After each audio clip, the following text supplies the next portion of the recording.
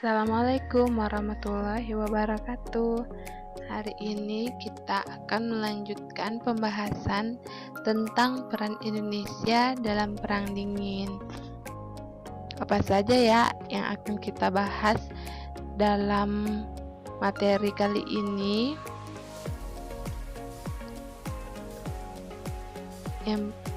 Dalam materi peran Indonesia dalam Perang Dingin, kita akan membahas mengenai politik luar negeri Indonesia yang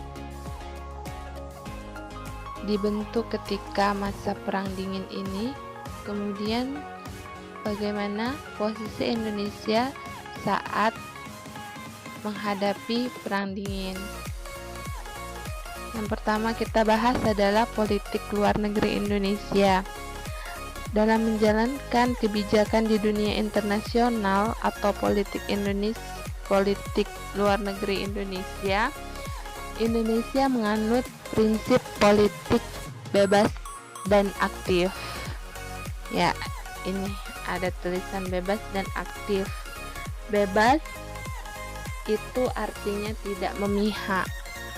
Tidak memihak di sini adalah Indonesia bebas dalam menentukan sikap ke masalah-masalah internasional, dan Indonesia lepas dari pengaruh blok timur dengan paham komunisnya dan blok barat dengan paham liberalisnya. Sedangkan aktif artinya Indonesia ikut serta terlibat dalam membina perdamaian dunia internasional. Politik luar negeri bebas aktif ini, Indonesia mampu menentukan arah, sikap, dan keinginan sebagai negara yang merdeka dan berdaulat. Hal ini sesuai dengan Undang-Undang Dasar Negara kita RI 1945 yang tertuang dalam alinea keempat, yaitu bahwa Indonesia ikut dalam menjaga ketertiban dunia yang berdasarkan kemerdekaan, perdamaian abadi, dan keadilan sosial. Oleh sebab itu, Indonesia menentukan sikap tidak akan berpihak kepada salah satu blok yang sedang berseteru. Sedangkan keikutsertaan Indonesia terlibat dalam perdamaian dunia, hal ini nanti akan kita lihat apa organisasi yang akan diikuti oleh Indonesia dalam ketidakberpihakannya kepada kedua belah blok.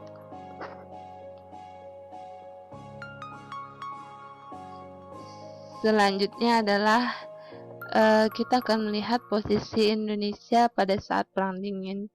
Karena tidak berpihak kepada kedua belah blok, maka posisi Indonesia di Perang Dingin adalah fokus pada memperkuat nasionalismenya sendiri.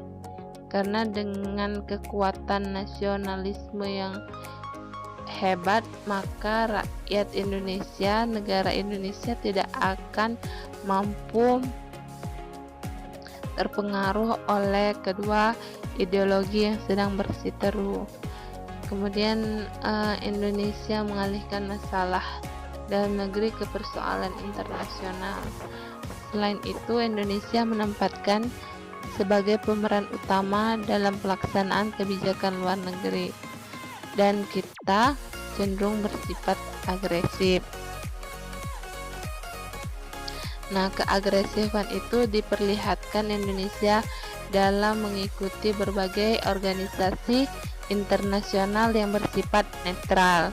Yang pertama adalah organisasi GNB. Organisasi GNB ini adalah dasar hukum dari pelaksanaan politik luar negeri Indonesia bebas aktif.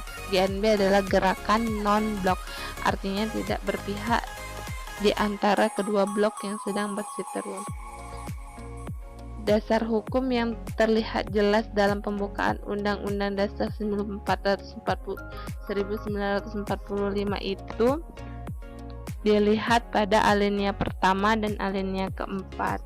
Alinea pertama menyatakan bahwa kemerdekaan ialah hak segala bangsa, dan oleh sebab itu maka penjajahan di atas dunia harus dihapuskan karena tidak sesuai dengan peri kemanusiaan dan peri keadilan.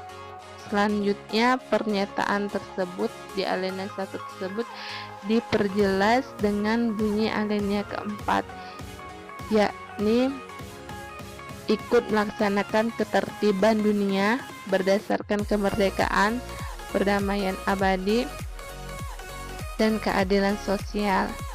Nah, politik luar negeri tersebut, prinsip kebijaksanaannya ternyata sesuai dengan sikap negara-negara yang berkembang.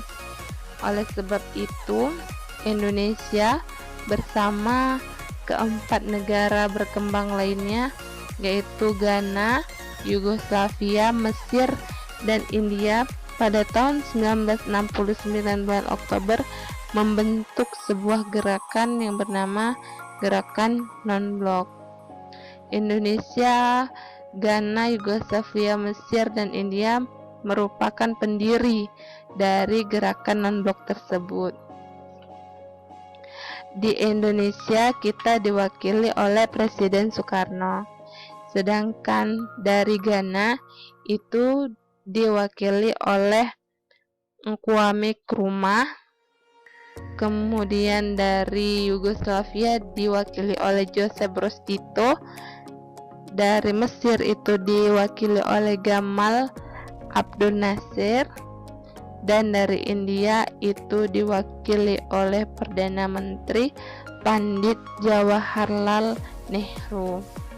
Kelima negara berkembang ini terfokus untuk membentuk sebuah gerakan yang tidak memihak kepada kedua blok yang sedang bersiteru.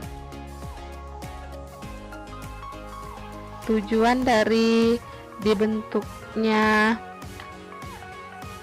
gerakan non-blok itu adalah meredakan ketegangan dunia akibat dari persaingan dan permusuhan dua blok adidaya tersebut.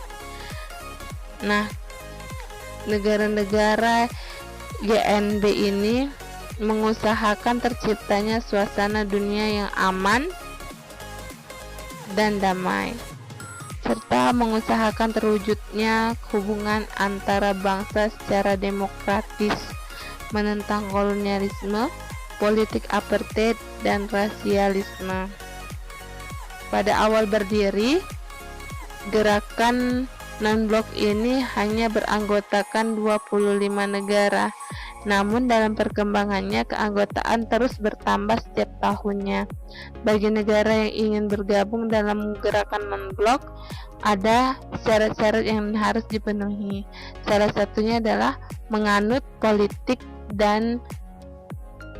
bebas dan hidup berdampingan secara damai, dan mendukung gerakan-gerakan kemerdekaan nasional. Serta yang lebih penting adalah tidak menjadi anggota salah satu fakta militer Amerika Serikat atau Uni Soviet. Jadi mereka tidak tergabung dalam kekuatannya militer Amerika seperti NATO, Komsyato, Sento, ANZUS, atau tidak bergabung di kekuatan militernya Uni Soviet, yaitu Pakta Warsawa. Nah, Indonesia di situ berperan sebagai pendiri. Indonesia sangat aktif dalam gerakan non-blok tersebut. Selain gerakan non-blok yang bersifat internasional, ada sebuah organisasi juga yang diikuti oleh Indonesia yang bersifat regional netral, yaitu ASEAN, Association of Southeast Asian Nation. Ini didirikan pada 8 Agustus 1967 di Bangkok. Negara pendirinya adalah Indonesia, Malaysia, Singapura, Thailand, dan Filipina. Indonesia diwakili oleh Menteri Luar Negeri Indonesia yaitu Adam Malik. Kemudian dari Malaysia juga diwakili oleh Perdana Menteri Malaysia Tun Abdul Razak. Kemudian dari Singapura itu diwakili oleh Menteri Luar Negeri Singapura yaitu S. Rajaratnam. Sedangkan dari Thailand itu diwakili oleh Menteri Luar Negeri Thailand yaitu Thanatkoman. Dan terakhir dari Filipina itu diwakili oleh Menteri Luar Negeri Filipina Narcisco Ramos. ASEAN memiliki tujuan yang paling penting adalah mempercepat pertumbuhan ekonomi, kemajuan sosial, dan berkembangnya budaya di kawasan Asia Tenggara. Selain itu, ASEAN juga mempromosikan perdamaian dan stabilitas regional melalui penghormatan terhadap keadilan dan supremasi hukum dalam hubungannya antar negara-negara di kawasan serta kepatuhan terhadap prinsip-prinsip piagam PBB. Nah, kedua organisasi ini merupakan salah satu langkah Indonesia yang tertuang dalam politik luar negerinya, yaitu aktif ikut serta dalam kegiatan internasional. Ini adalah lambang dari ASEAN, sedangkan ini adalah negara-negara yang tergabung dalam ASEAN. Ada 10 negara yang tergabung dalam ASEAN, 5 adalah negara pendirinya dan 5 adalah negara anggota. Malaysia, Thailand, Indonesia, Filipina, dan Thailand. Malaysia, Thailand, Indonesia, Filipina, dan Singapura itu adalah pendirinya, sedangkan sisanya itu adalah anggotanya. Nah, di sini sudah di akhir slide ada banyak tanda tanya.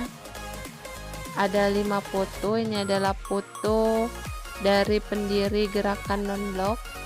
Silakan tentukan ini dari nomor 1. Kemudian nomor 2, nomor 3, 4, dan 5.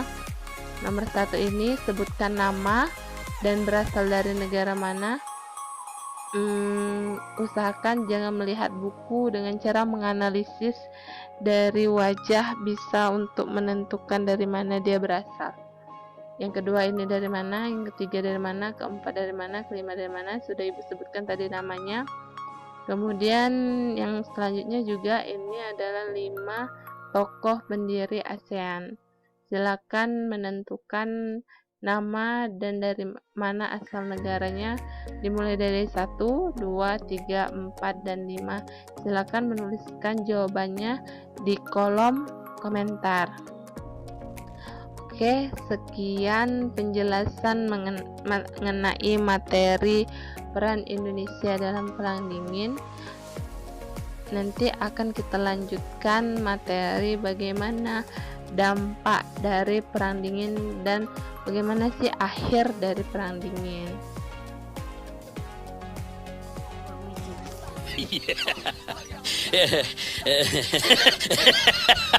Yeah.